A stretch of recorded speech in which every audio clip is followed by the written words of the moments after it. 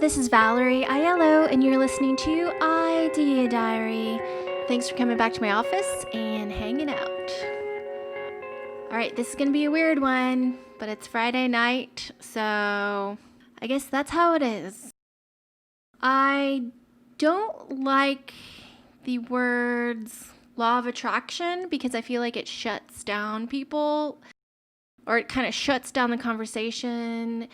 There's something about it that just, I guess it's like an oversaturation thing, and I think just the words law of attraction has now a different meaning, even though it woke so many people up to positive thinking. After years and years and years of people, and I guess possibly scammers, I guess possibly people that think that there's this like system or it's like a magic spell, and then all of a sudden it's supposed to work and then it doesn't, so they think that law of attraction's a fraud, which it's really not necessarily. It's positive thinking does work, and I think labeling it as law of attraction is not necessarily correct, but it got so popular because of the book of The Secret.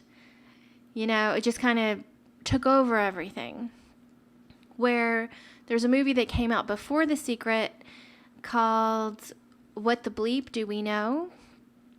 And that was a quantum physics movie about positive thinking and how, when you wake up in a bad mood, it just things kind of domino into getting worse and worse and worse and worse, and you stay in a bad mood all day long. Whereas if you could just convince yourself into being in a good mood, even though spaghetti sauce drops on your shirt, or you step in a puddle and your shoes get wet. All the things that could maybe spiral you into a bad day. If you could kind of convince yourself into just shrugging it off and feeling good, then your day will go better rather than being in a bad mood about everything and it goes into the crapper. I don't want to talk about law of attraction necessarily on the show, but it is something that means a lot to me because it is positive thinking, and it's kind of like a philosophy, and it's something you could think about and dig deeper, and there's just so many people that have written about it over the centuries that I love the topic. I guess my point is that it's kind of like a constant conversation. People can possibly get closer to the truth, which is kind of what I'm into researching and talking about, even though I don't have many people that want to talk about that subject in my world. But there's a lot of great YouTube channels that do have conversations and stuff, and I like those. So one of them is Higher Journeys with Alexis Brooks, and I really like her show. She has an amazing voice. She's so smart, and she just one of those people that can interview somebody, and it's meaningful, whatever happens. Whether it's a light and easy conversation or a deep conversation, I always learn something. And I just love her. Like, she just seems amazing. She seems like an amazing person. Well, she had this one show with Cynthia Sue Larson, who kind of came on the scene, at least for me, when the Mandela effect was kind of coming out. She was doing a lot of Mandela effect research, which is super freaky. I still cannot get the Berenstain Bears thing out of my head. Like, there's something's weird, something's going on. But at the same time, I can't go any deeper than just kind of being freaked out, because I don't know how we're supposed to figure out what happened, what is happening with Mandela effect, and if it is false memories or group memories or who knows what, time machines, I have no idea.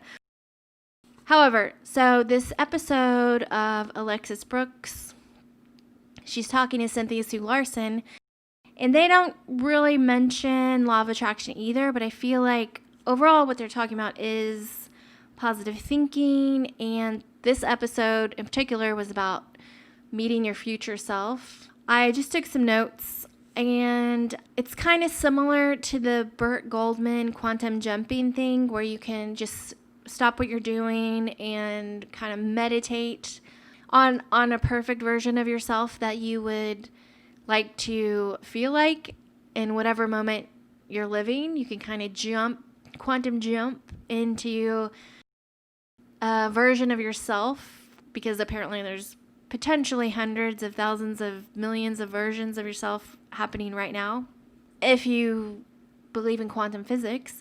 And you can mentally jump into any of these personalities and kind of be in that space for a moment in your imagination. And then when you come back and open your eyes, saying you're back into your reality of what's happening, you still have that energy residue of the version of you doing the things that you want to accomplish.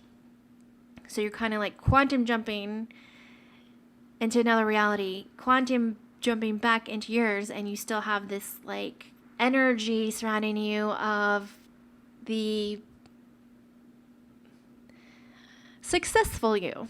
I feel like in this episode they were talking about the future self in a kind of a different way.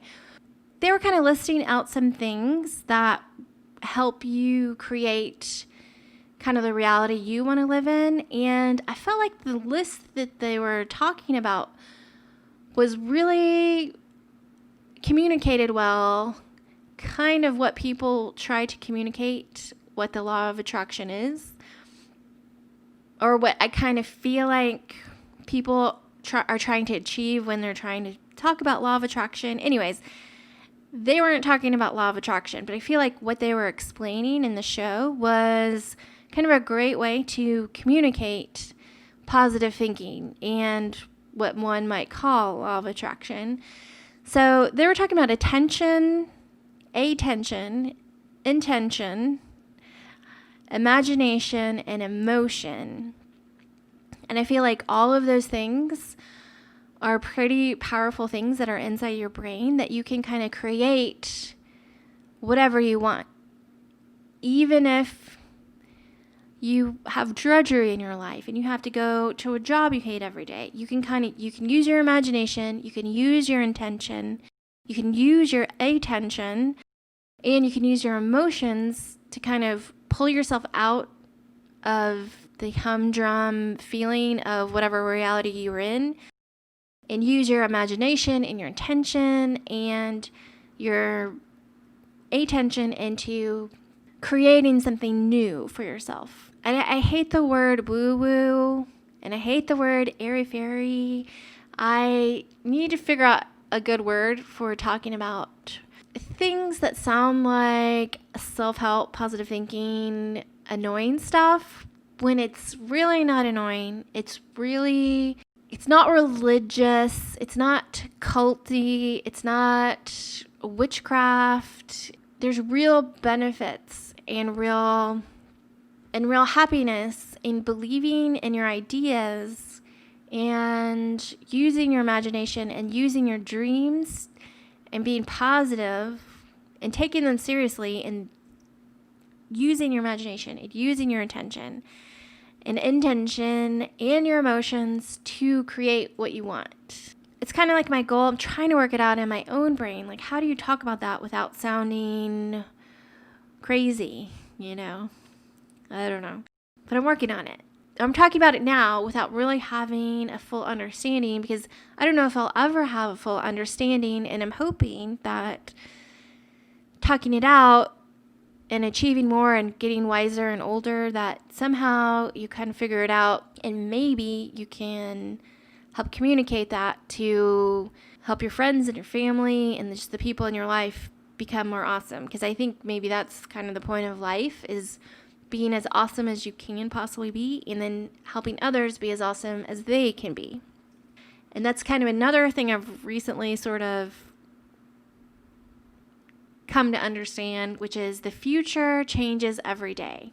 Possibly. See, this is where things get confusing, because I also always struggle with the fact of fate versus effort.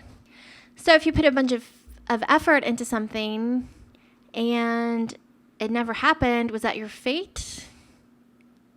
to not have it happen.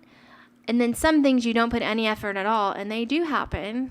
I feel like the drudgery and the failure fatigue is really, it's not healthy. There's got to be a better way, because there's some, for example, actors. There are some actors that audition every day, their entire lives, forever and ever, for years and years and years, and they don't make it until they're in their 60s or something. And they spent their entire life feeling like crap because they didn't make it. And then eventually they do, and that's great. So it's like the effort versus fate thing. It always kind of like sticks in my mind. So if the future changes every day, so like the butterfly effect, when like the butterfly flaps its wings across the world and it affects everything. That just brings me to the idea of fate versus effort. And if effort is so important as far as fate, and I think, yeah, effort is very important, because obviously you learn more, you're getting better and better, and, you know, all the things that it does just to help you get all the things that happen when you try. You know, you get better and things start looking up. But sometimes fate, it seems like people will feel like crap for like a decade, not achieving their goals, but still trying. You know, I feel like there's another way that you could look at things and feel good about things and still be making effort, and still be using your imagination and using your intention and using your actions, but keeping your emotions high and not feeling bad for not being as successful as you think that you should be. You know, everyone's life, I guess, unfolds differently, and you got to be nice to yourself, because you could be failing for 10 years and you can just feel good about that somehow, knowing that it's all going to like work out some way, somehow. Which brings me back to like the going with the flow thing. It's just, this year particularly, 2020, just so many things happened that just, I could have never imagined actually being real. So, you know, I'm taking it seriously, going with the flow, thinking of a million possibilities, and also letting go entirely to maybe there's a possibility that's way more amazing than I ever wanted, and kind of wanting things, but not just grasping onto them like they're the only thing in the world. You know, just constantly trying to find new awesome things that could potentially happen, and just seeing what the future holds, because really ultimately what I want is just to have a open heart, just love everybody, make the world awesome, and help other people be awesome. And